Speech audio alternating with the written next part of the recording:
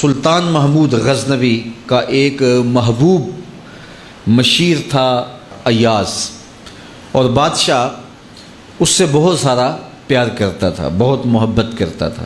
باقی جو وزیر تھے، مشیر تھے، آیان سلطنت تھے، وہ حسد کرتے تھے کہ اس میں کون سی خوبی دیکھ لی بادشاہ نے کہ اس سے خاص طور پہ پیار کرتا ہے۔ تو گاہے گاہے ان کا حسد ان کی باتوں سے، ان کے رویوں سے، ان کے طرز زندگی سے اور ان کے عمل سے ظاہر ہوتا رہتا، اور بادشاہ اس کا ملاحظہ کرتا۔ اور کبھی کبھی جو ایاز ہے اس کی خوبیاں اور اس کے جو کمالات ہیں اس کو عیاں کرتا تاکہ ان کو پتہ چل جائے کہ یہ وہ خاص وصف ہے اس کے اندر جس کی وجہ سے میں اسے خاص محبت کا مقام دیتا ہوں۔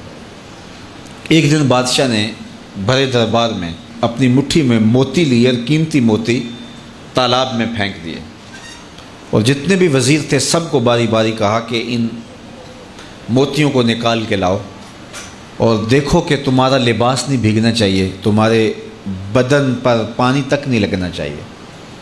تو انہوں نے کہا کہ یہ کیسے ہوگا کہ تالاب کی تہہ سے موتی نکال کے لائیں اور کپڑے بھی بھیگے نہ ہوں، گیلے نہ ہوں، اور بدن بھی گیلا نہ ہو اور بدن بھیگے بھی نہ، تو یہ کیسے ہو سکتا ہے؟ پھر دوسرے کہا، اس نے بھی معذرت کی کہ یہ کیسے ہو سکتا ہے، شرط ہی آپ نے ایسے رکھ لی کہ موتی تہہ سے نکال کے لانے اور بدن بھی بھیگنے نہ پائے، لباس بھی گیلا نہ ہو، تو یہ کیسے ہو سکتا ہے؟ تیسرے کو، چوتھے کو، پانچویں کو، سب کو کہا، سب نے یہ کہا کہ یہ ممکن نہیں ہے۔ ایاز کو بلایا، کہا یہ موتی نکال کے لاؤ، اور سنو تمہارا بدن بھی نہیں بھیگنا چاہیے، تمہارا لباس بھی گیلا نہیں ہونا چاہیے۔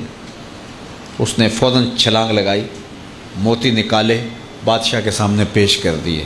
بدن نچڑ رہا ہے اور لباس سے پانی کے قطرے ٹپک رہے ہیں۔ بادشاہ نے بڑے غصے سے کہا، ایاز میں نے کہا تھا موتی نکالو، اور بدن بھی گیلا نہیں ہونا چاہیے، کپڑے بھی نہیں بھیگنے چاہیے، اور تمہارا لباس بھی بھیگ گیا، تمہارا بدن بھی جو ہے وہ پانی سے تر بتر ہو گیا۔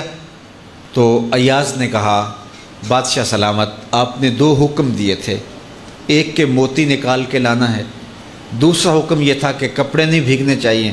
میں موتی لا کے پیش کر دیے ہیں، باقی جو کپڑے اور بدن بھیگ گیا ہے اس کی میں معافی چاہتا ہوں۔ کہا یہ خوبی ہے اس کے اندر۔ تو انسان کو نیکی کرنے کا حکم دیا گیا اور نفس رکھا گیا، اندر خواہشات رکھی گئیں، آرزویں رکھی گئیں۔ تو نفس لوامہ وہ ہے کہ جو نیکی کے موتی تو نکال لیتا ہے، اور اگر اس دوران اس سے کوئی بدی ہو جاتی ہے تو ہاتھ جوڑ کے کھڑا ہو جاتا ہے، مالک جو گناہ ہو گیا اس کی میں معافی چاہتا ہوں۔ تو اللہ کہتا ہے مجھے اس نفس لوامہ پہ پیار آتا ہے جو گناہ کرنے کے بعد میرے حضور شرمندگی کا اظہار کرتا ہے۔ وہ کہتے ہیں کوئی بندہ صبح فجر کے وقت اٹھنے لگا نا، تو کبھی بھی اس کی نماز قضا نہیں ہوئی تھی، شیطان نے آ کے اس کے اوپر تھپکیاں دینے شروع کر دیں اور اس کو سلا دیا، حتیٰ کہ نماز کا وقت گزر گیا۔ ادھر سورج طلوع ہو گیا تو شیطان کا کام مکمل ہو گیا، وہ اٹھا تو دیکھا سورج چڑھ گیا ہے، تو اس نے جلدی جلدی وضو کیا، مصلی بچھایا، قضا نماز پڑھی اور بار بار روئے اور اللہ سے معافی مانگے کہ میرے مالک میری نماز چلی گئی، میں نے جیسے بھی قضا پڑھ لی تو قبول کر لے۔